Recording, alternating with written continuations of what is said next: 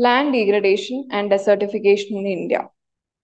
So, why is it news? As per United Nations Convention to Combat Desertification, UNCCD, data dashboard released recently from 2015 to 2019, 30.51 million hectares of India's total reported land was degraded. This means that 9.45% of the country's land mass was degraded as of 2019. Okay. So recently there was a report by UNCCD, United Nations Convention to Combat Desertification. Okay. So data dashboard released recently. So there was a Rio Earth Summit 1992. Okay. Based on that, there were 3 important binding conventions. Okay. Binding conventions. One is UNCBD, United Nations Convention on Biodiversity. Second one is UNFCCC, United Nations Framework on Conservation and Climate Change. Okay. Third one is this one, UNCCD, United Nations Convention to Combat Desertification and Desertification. Okay. This is the only binding convention which deals with land degradation and desertification. Okay. So you'll be studying about this in detail in environment, but just to give an idea, since you have not started environment, right? Okay, just to give you an idea, there was an Earth Summit in 1992, Rio Earth Summit, Brazil. It was conducted in Brazil, Rio de Janeiro. So Rio Earth Summit 1992. And from that, there came 3 important binding conventions. Okay. First one is regarding United Nations Convention on Biodiversity. Okay. Second one is regarding United Nations Framework on Conservation and Climate Change. UNFCCC. Okay. Next one is regarding the combat desertification. That was United Nations Convention to Combat Desertification. Okay, these are the binding conventions. Okay. According to UN, now why we are discussing is according to UNCCD, they have a report of land degradation from 2015 to 2019. Accordingly, we can see that 9.45% of our country's land is degraded. So compared to 2015 levels, only 5%, nearly 5%, like 4.42% was degraded. Now it become nearly 10%. Double the amount of land degradation has happened. Okay. Now, according more news, why we are discussing, according to UNCCD, India's total degraded land is equivalent to 43 million football patches.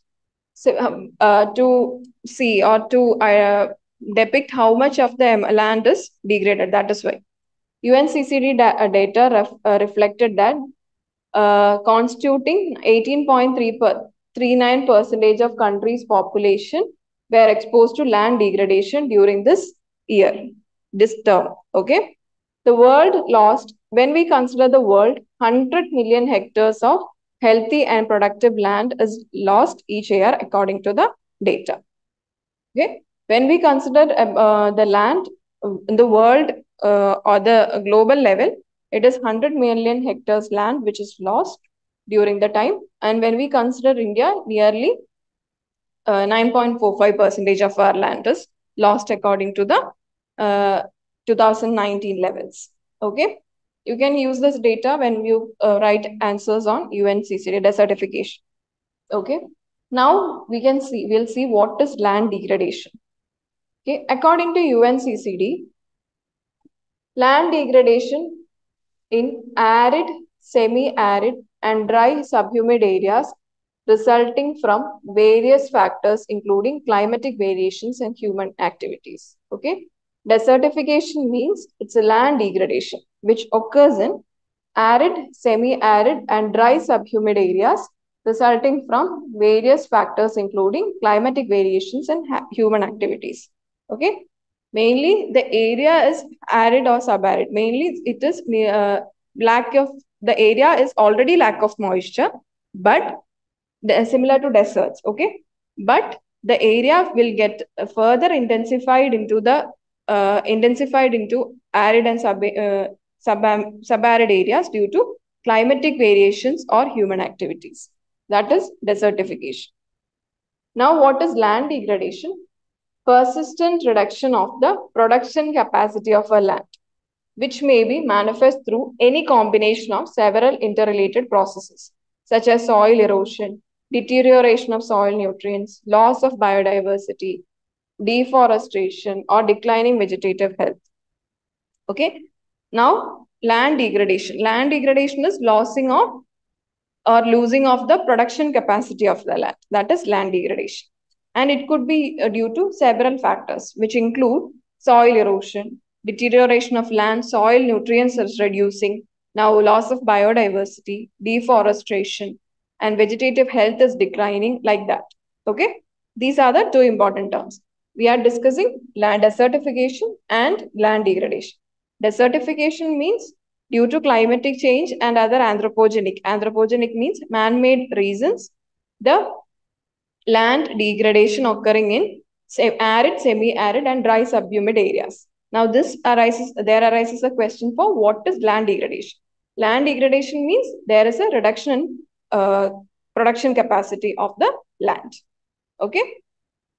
Now, what are the causes? Firstly, we are identifying the natural causes. It can happen naturally as well. So these are the natural causes. First one is due to the normally what we see, soil erosion, wind erosion, etc. That is the natural causes. Okay, erosion by elements like water erosion and wind erosion. This is the most significant process of desertification or land degradation in the country. Okay. For that, to validate, for instance, loss of soil cover mainly due to rainfall and surface runoff was responsible for 11% of the desertification in the country. Okay. So, water erosion and wind erosion, that is mainly by the elements of nature.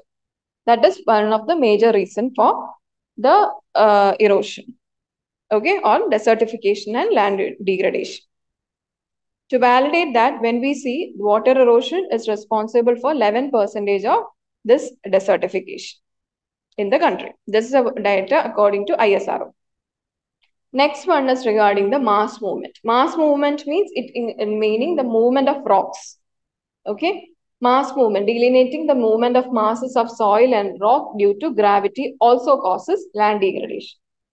What we are now discussing is what are the natural causes responsible for desertification and land degradation. First one we saw was regarding the erosion, soil erosion, wind erosion, etc. Okay, second one we are seeing the mass movement. Mass movement refers to movement of soil and rock particles, okay, due to gravity. This also will result in desertification.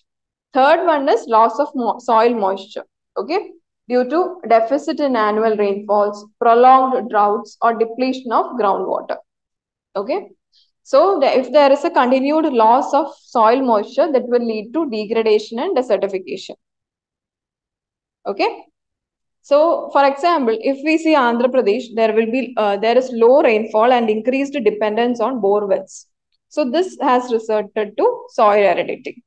If we see Himachal Pradesh means there is a snowy area, right? So there is a decrease in snow but increase in rainfall. This has also resulted in land degradation and desertification. So normally we see that normal topography is getting changed. Okay, this will result in desertification or land degradation. Clear? So these are some of the natural causes. First thing is due to the elements of nature, that is the wind erosion, soil erosion, etc.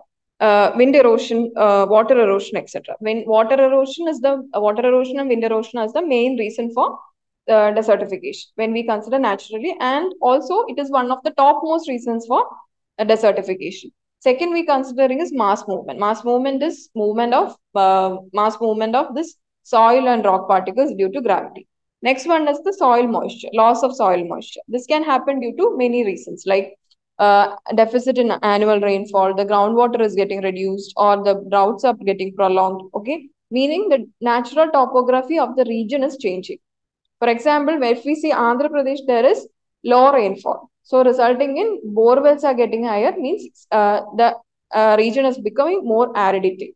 Okay, similarly, if we see Himachal Pradesh, normally this area is snowy, right? But due to change in the weather patterns, etc., or change in the normal events of the climate, there is a change, like there is decrease in snow and increase in rainfall. Again, the soil moisture is getting changed. Okay, so the normal topography is getting affected by the natural causes as well. Okay, next one what we are discussing is regarding the anthropogenic causes. That is what we are doing due to man-made reasons. First one is unsustainable land use practices. Okay, unplanned and unscientific activities which outweigh the carrying capacity of the soil can lead to soil erosion. Okay, unplanned and unscientific activities which outweigh the carrying capacity of soil can lead to soil erosion. Example, monoculture of water-intensive crops in the semi-arid Punjab plains has resulted in groundwater repletion and desertification. Okay, so the change of what or the new human-induced change in the agriculture pattern.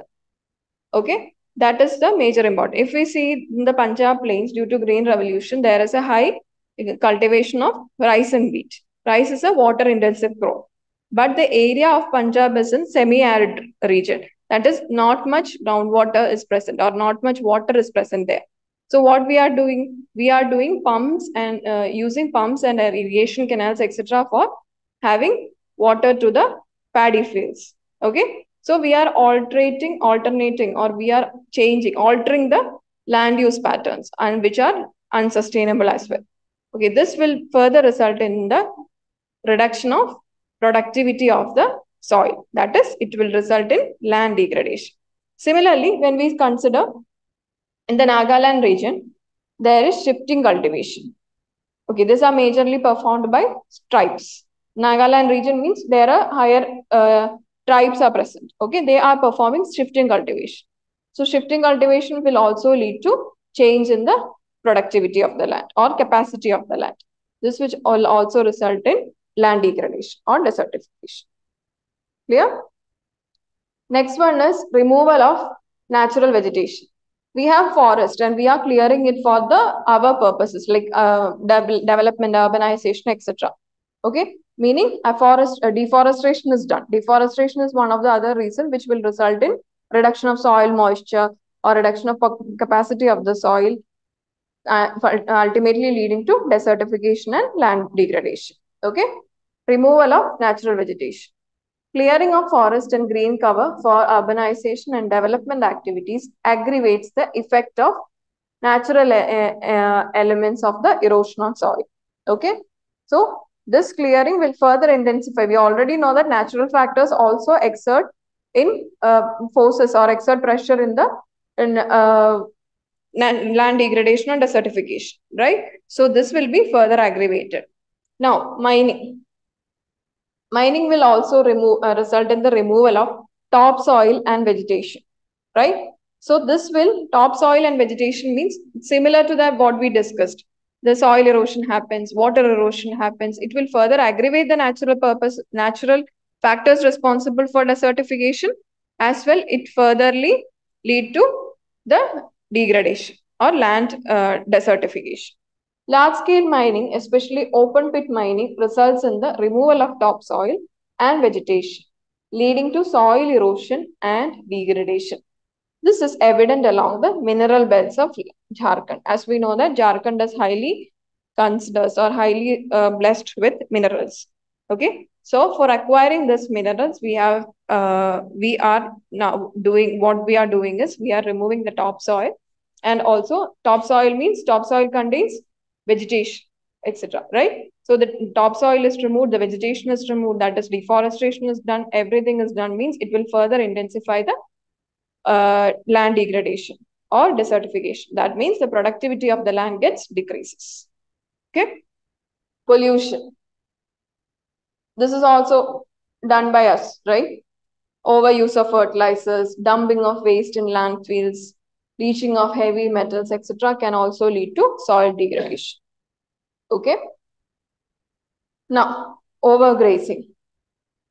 Now, the pastoral lands has a capacity of grazing, right? Pastoral lands. But what we are doing is we are overgrazing the pastures. So again, it will lead to desertification. Okay.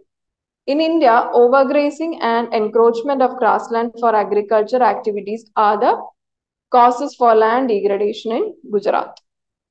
The grasslands, bunny grasslands are present in Gujarat.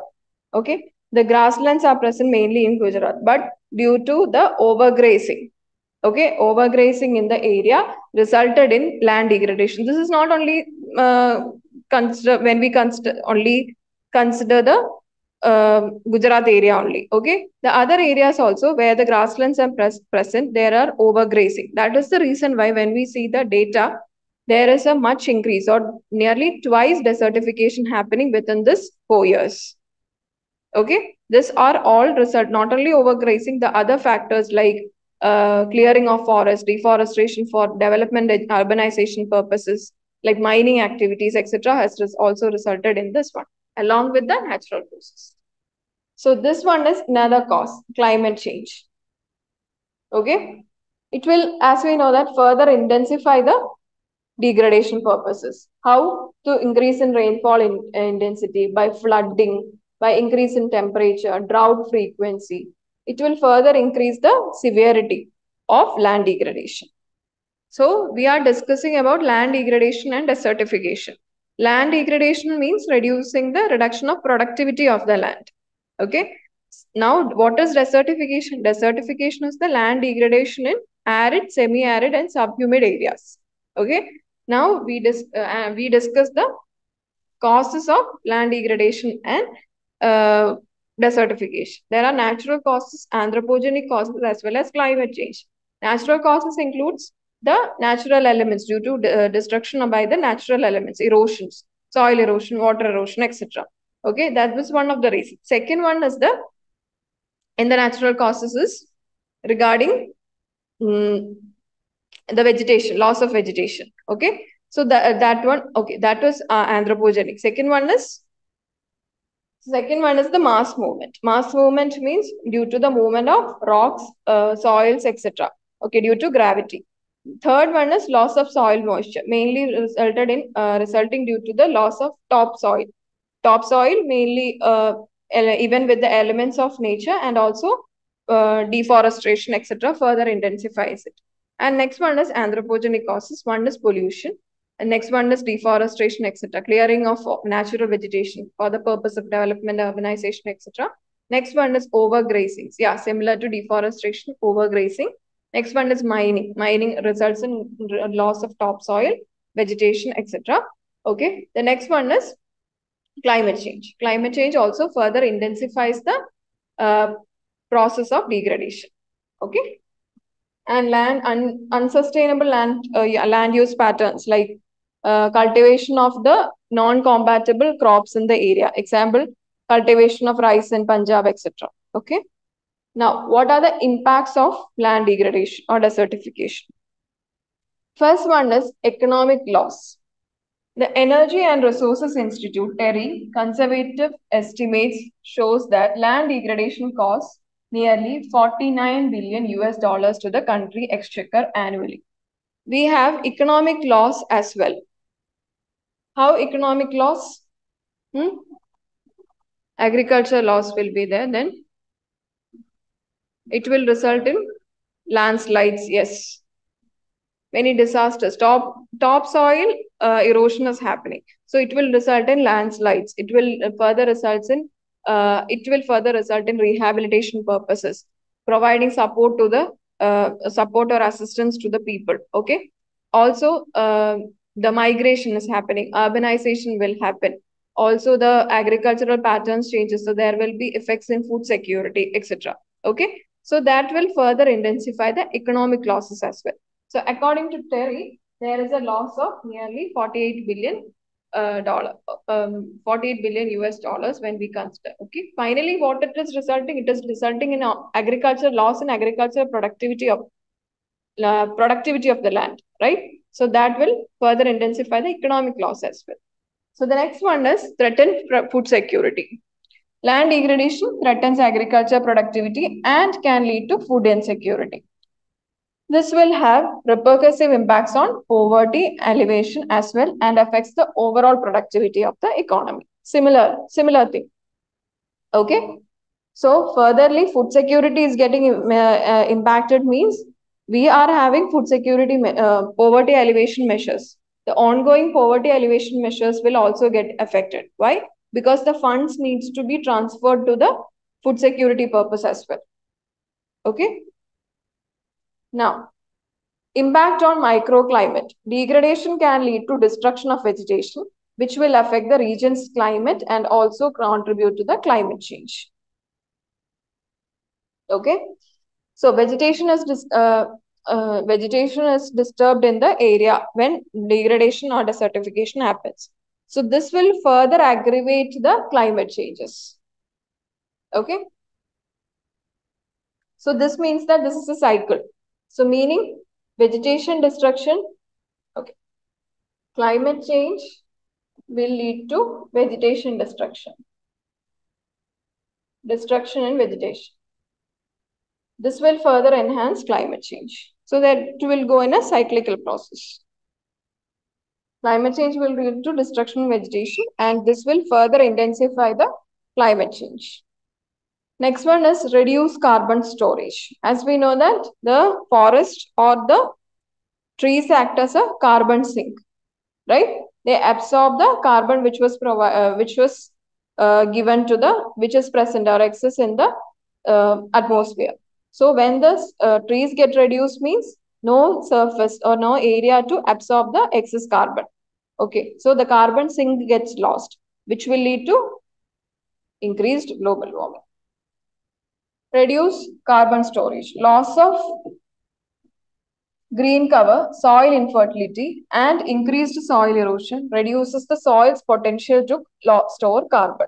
This in turn contributes to global warming and aggravate climate change. Okay. Now, next one is water retention. Okay. When the topsoil is lost or when the productivity of the soil is lost means the soil retaining capacity of the soil will also be getting reduced. So this will reduce the soil moisture. Okay. So the water retention, so the groundwater table get also affected. There will be less groundwater. So the retention will be less, the surface runoff will be high. The runoff will be high meaning we won't be having any advantage when we consider the groundwater level. Okay. Next one is it aggravates the disasters.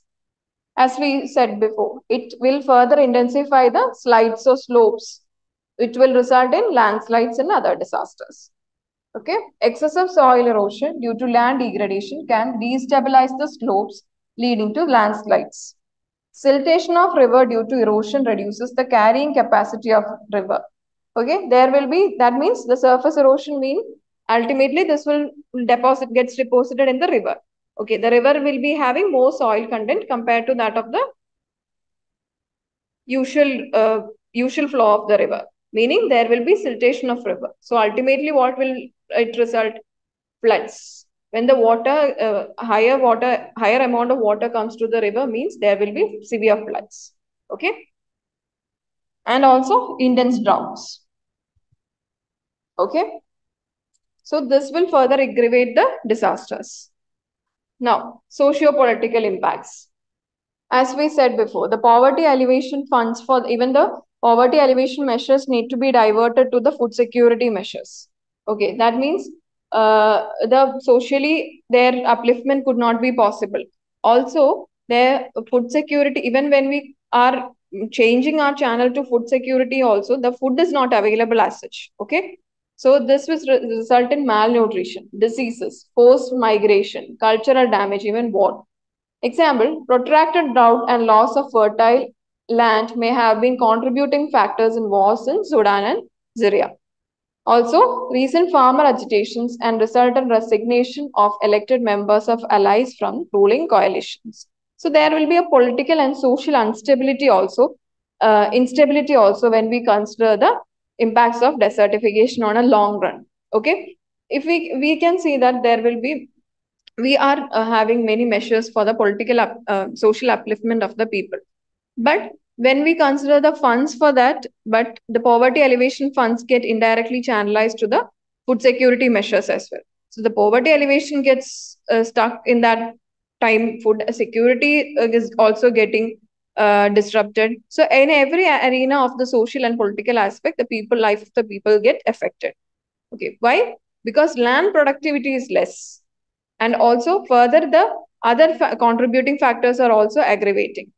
Okay, so this will affect the political, social and political lives of the people as well. Okay, so what are the impacts? We first studied, mainly discussed about the economic impacts. Nearly 59 billion US dollars are lost due to this. Next one we discussed regarding the food security. Okay, food is getting challenged, compromised due to the reduction in loss of productivity. Okay. Next one, we talked about the disasters. Impact of disasters is getting highest. Even landslides, flash floods, floods, severe droughts, etc. Then we discussed regarding the microclimate dimensions. Okay, there's climate change will further intensify the destruction in vegetation, and even it will lead to the climate change factors. So there will be an equilibrium, there will be a cycle of formation there. Okay, also the carbon sink loss is there. This means that the soil also, the deforestation will affect the trees, etc. The trees, soil, etc. are getting lost. Means there will be loss of carbon sink, or which result in global increased global warming. Okay. Next, we discussed regarding the socio-political challenges which will also occur, resulting due to the degradation of land. Okay. Now, what are the international efforts?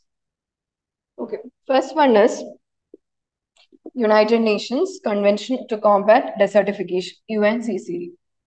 It's a sole legally binding international agreement linking environment and development to sustainable land management. We discussed this, right? We had 3 conventions resulting from, sorry, we have 3 conventions resulting from Rio Earth Summit 1992. One is UNCCD, and it is the sole legally binding agreement regarding environment and development and land management. Okay. Now, next one is Bond Challenge.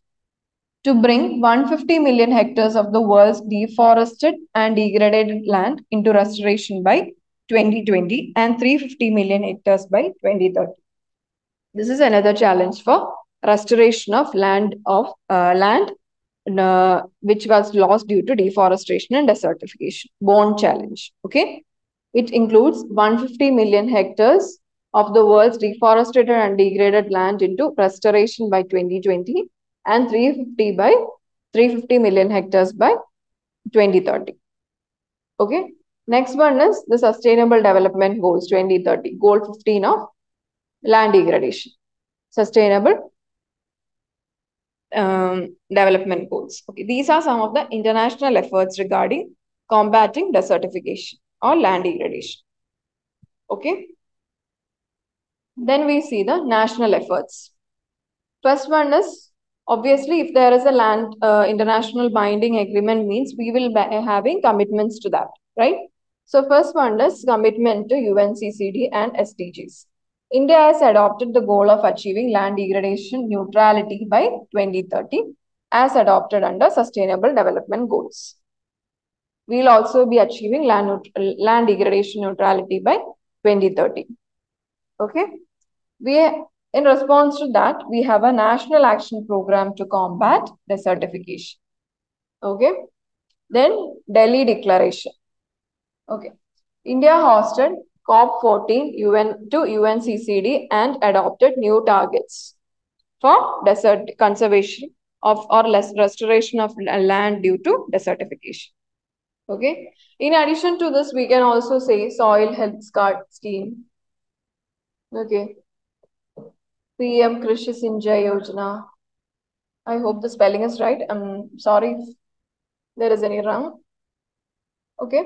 These are all deals with, as we said before, one of the reasons for the loss of productivity or degradation was unsustainable agricultural practices, right?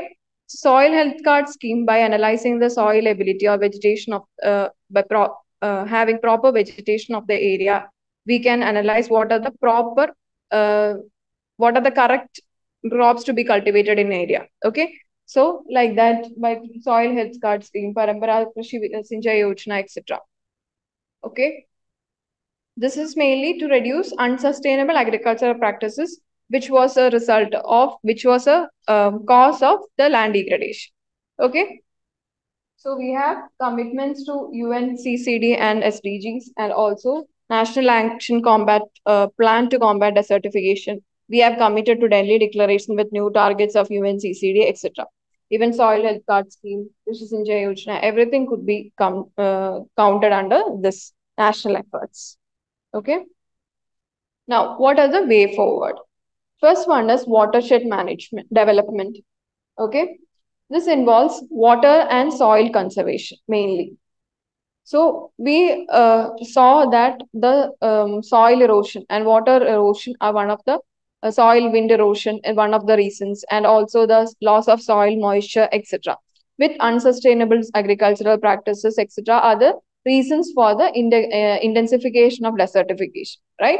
So here what we are doing is we are conserving soil and water with sustainable crop management practices. Okay, that is we are developing a watershed for the soil retention for combating desertification. Integrated watershed management, which involves soil conservation, water conservation, coupled with sustainable crop management, is another excellent strategy for mitigating soil erosion and land degradation. Next one is promoted sustainable agriculture. One reason was unsuitable or unsustainable agricultural practices. To curb that, we should encourage crop rotation, crop diversification, micro irrigation, organic farming, etc. Okay. Monoculture in Punjab was the monoculture of paddy, especially in Punjab, was one of the reasons for depleting groundwater resources in the Punjab region. That will further intensify the desertification. So to avoid that, we should consider crop diversification or crop rotation in the area. Also, groundwater depletion was result of excessive use of pumps, etc. Water pumps for having the groundwater to supply to the paddy fields, right? So to avoid that or to combat that, we can have agriculture crops which are compatible to the Punjab region, along with having micro irrigation supports. Micro irrigation means having irrigation of what it is needed, not having excess thing. Okay, so micro irrigation, organic farming, etc. with sustainable practices, we can curb the desertification. Next one is green walls and green dams. That is natural windbreaks. Green walls means similar to the wall of a trees. Okay. Natural windbreakers should be constructed to reduce the rate of desertification through afforestation, ecosystem restoration programs, etc. Planting a row of tree will prevent the soil erosion, will prevent the wind erosion, right? So that means creating green walls and green by other sustainable practices, green walls and green dams. By restoring ecosystem restoration programs, etc., we can continue or curb the factors intensifying the desertification. Integrated nutrient management and organic manuring. Okay. Integrated nutrient management means application of NPK mineral fertilizers along with organic manure increases crop productivity and decrease soil loss. Okay. By adding NPK along with, by not only using the, here we are using the organic manures along with the chemical fertilizers. So, and sustainable, we can't directly shift to organic manures only immediately. Okay, there need to be a status quo initially regarding with the mix of chemical and the organic one. And by using both the NPKs along with organic farming, we can have a initial thrust to the agriculture crop productivity. Okay. Next one is recognizing the key role of land managers. Mainly it includes the indigenous people. Okay, indigenous people and local communities in the design, implementation, and evaluation of sustainable land management practices. So these people, as we know that mainly tribal people were inhabited in the forest areas, right? So they were doing their own cultivation there, but even at that time we can see that there is no much loss in the soil, or there is no much loss in the effect in the environment. So they know to conserve the ecosystem. They know to conserve the environment. But with excessive use of the land, with excessive deforestation purposes for urbanization, management, etc., excessive use resulted in the change in the environment. Okay, so community participation is the one which can enable the further enable or curb the desertification purposes or desertification processes that are happening in the land. Okay, so with the help of indigenous people, those who are living in that area, okay, tribals, etc., with the local community participation, we can have ways with which we can reduce this desertification. We'll know what are the actual or what are the apt compatible cultivating varieties in the area. How can the trees could be more planted there? What are the more insights we could get from the indigenous people regarding curbing the desertification process? So community participation is one of the most important aspect through which deforestation could be reduced. And by that matter, land neutrality could be achieved. Okay. Next one is sustainable urban planning. This is in consequence with this, in continuation with this. Urban greenery, focus on urban greenery, replanting with native species, green infrastructure development, remediation of contaminated soils, wastewater management, river channel restoration, etc. So instead of having abrupt town planning, we can have a town planning or urbanization planning with which is consistent to nature. Okay, with green infrastructure development, with remediation of contaminated soils, with wastewater management, river channel restoration, etc. Okay, so town planning could be done without having affecting the natural area or the natural environment in the area.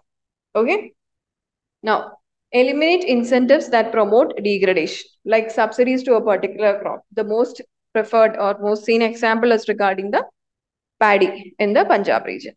Okay, paddy is having high MSP or high subsidy for fertilizers, etc. are given. Paddy is having high MSP. That is the reason why, even though the paddy is not compatible in the Punjab region, it's cultivated at a higher rate with exploiting the groundwater. Okay, so this is one of a incentivizing program only, right? So eliminate incentives that promote degradation, that like subsidies that reward overproduction, devising positive incentives to reward the adoption of sustainable land management practices. Okay, in instead of giving subsidies to overproduction, we can give incentives to people who are aligning with the sustainable development practices. Okay, we can give incentives to people who are in the process of who are adapting practices which are in the which are useful for sustainable development. Okay, so we are discussing what could be done to curb land degradation.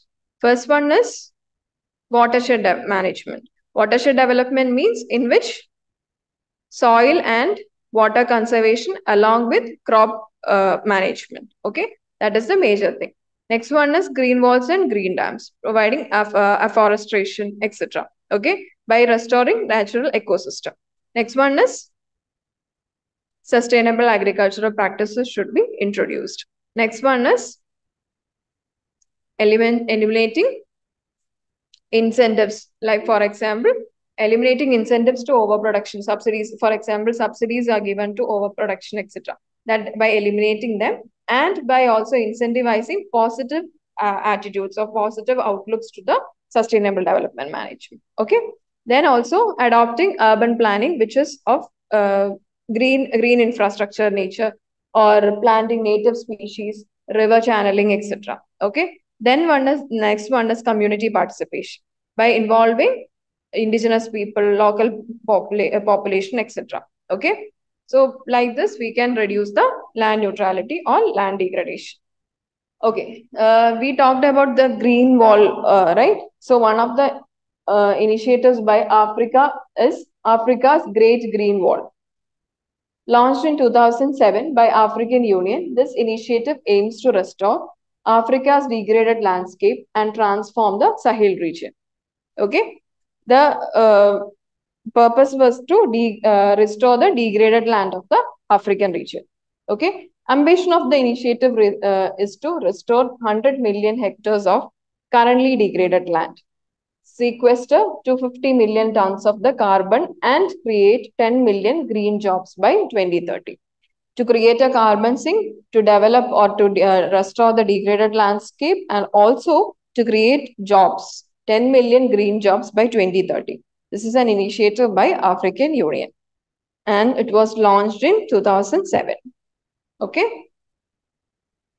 So Africa's Great Green Wall Initiative by African Union in 2007 to transform the degraded area of the region. Okay. Its mainly initiative is to transform the degraded area of the region, to have carbon sinks, and also to reduce the carbon. That is the sequester 250 million tons of carbon. Okay, and also to generate 10 million green jobs by 2030. Okay, we talked about this, but then also UNCCD was established in 1994. It is a sole legally binding international agreement linking environment and development to sustainable land management. It is the only convention stemming from a direct recommendation of Rio Conference's Agenda 21. Oh, to help publicize the convention, 2006 was declared International Year of Deserts and Desertification. Okay, 2006 was declared as International Year of Deserts and Desertification. The focus areas include specifically to arid, semi-arid, and dry humid areas, dry subhumid areas. Arid, semi-arid, and dry subhumid areas known as the dry lands, where some of the most vulnerable ecosystems and people can be found, mainly pastoral grasslands, etc. Okay. Its 197 parties aim through partnership to implement the convention and achieve the sustainable development goals. The end goal is to protect land from overuse and drought so it can continue to provide food, water, and energy. To prevent desertification, to improve the land productivity. Thus, it can improve the soil, water, and energy. Ministry of Environment is the sole responsible or nodal ministry of the Ministry of Environment, Forest and Climate Change is the nodal ministry of the convention.